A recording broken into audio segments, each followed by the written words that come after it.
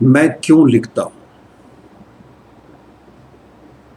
میں کیوں لکھتا ہوں یہ ایک ایسا سوال ہے کہ میں کیوں کھاتا ہوں، میں کیوں پیتا ہوں، لیکن اس درشٹی سے مختلف ہے کہ کھانے اور پینے پر مجھے روپے خرچ کرنے پڑتے ہیں، اور جب لکھتا ہوں تو مجھے نقدی کی صورت میں کچھ خرچ نہیں کرنا پڑتا۔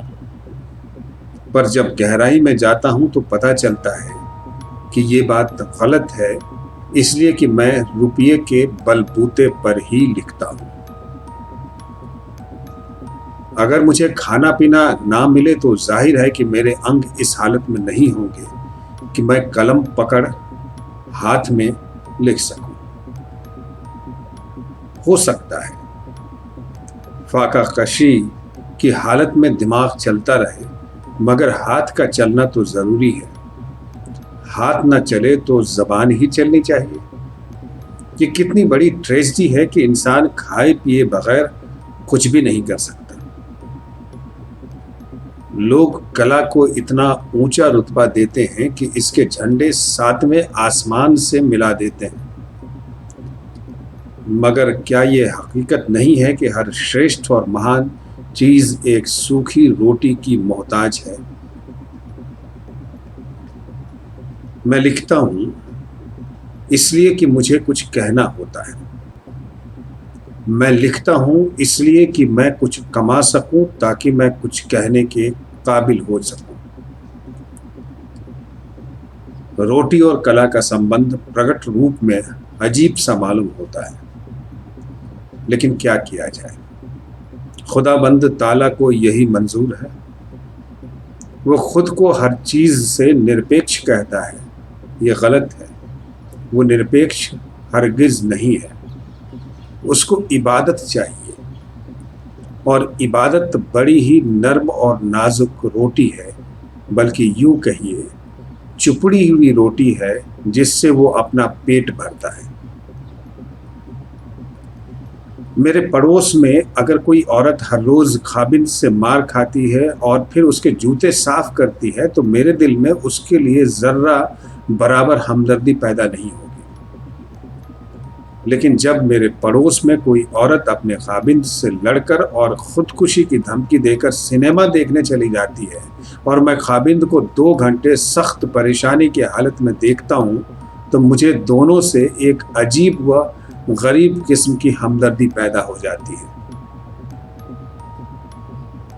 کسی لڑکے کو لڑکی سے عشق ہو جائے تو میں اسے زکام کے برابر اہمیت نہیں دیتا، مگر وہ لڑکا میری توجہ کو اپنی طرف ضرور کھینچے گا جو ظاہر کرے کہ اس پر سینکڑوں لڑکیاں جان دیتی ہیں، لیکن اصل میں وہ محبت کا اتنا ہی بھوکا ہے کہ جتنا بنگال کا بھوک سے پیڑت باشندہ۔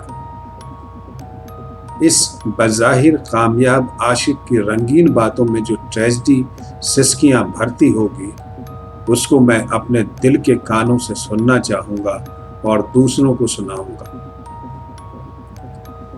چکی پیسنے والی عورت جو دن بھر کام کرتی ہے اور رات کو اطمینان سے سو جاتی ہے، میرے افسانوں کی ہیروئن نہیں ہو سکتی۔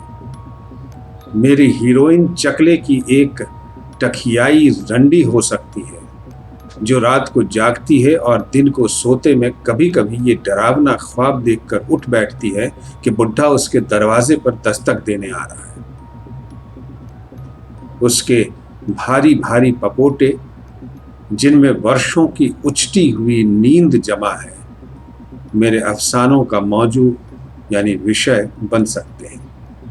اس کی غلاظت، اس کی بیماریاں، اس کا چڑچڑاپن، اس کی گالیاں، یہ سب مجھے بھاتی ہے۔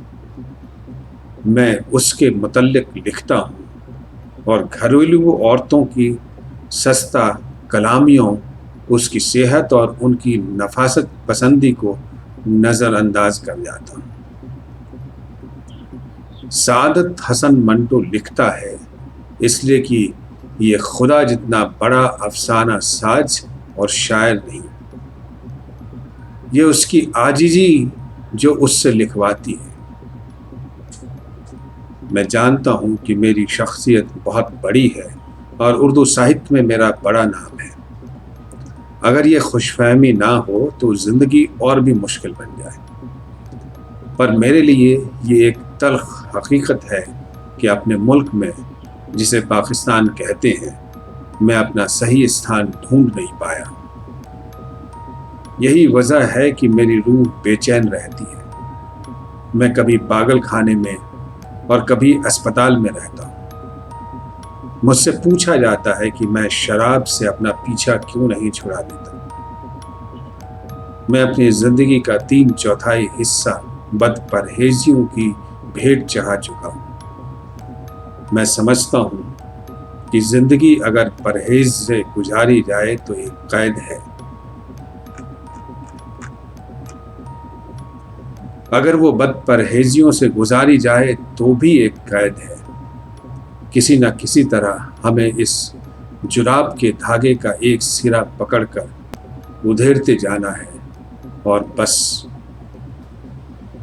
ادھیرتے جانا ہے، ادھیرتے جانا ہے، ادھیرتے جانا ہے، ادھیرتے جانا ہے، ادھیرتے جانا ہے۔